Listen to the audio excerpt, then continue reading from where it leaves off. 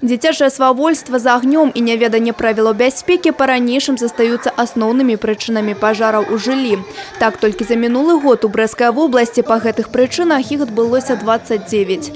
Таму так важна ў даступнай форме навучыць дзяцей бяспечным паводзінам. Гэтую ролю і выконвае акцыя «Бяспека ў кожны дом». Сёлета фінальнае мерапрыемства праекта заглянула ў гандлёвы цэнтр «Экватар». В этот раз мы решили подойти к работе нестандартно. Использовали различные формы и методы работы, в том числе интерактивные игры. По нашему мнению, именно такой метод является более эффективным в целях изучения правил безопасности. Выратавальнікі арганізавалі тэматычныя пляцоўкі, дзе дзеці з дарослымі маглі паўтараць правілы бяспекі і атрымаць карысныя прызы.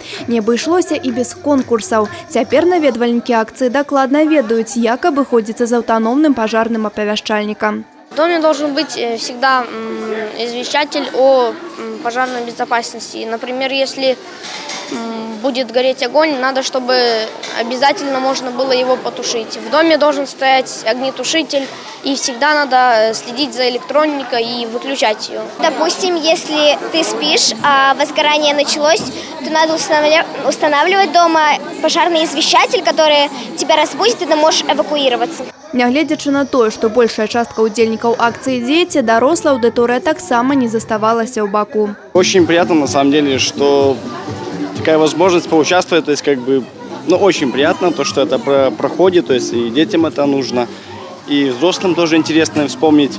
Вот. Ребенок счастливый, домой не хочет. Есть польза огромная для детей, в большей части для детей, чем для родителей, конечно же.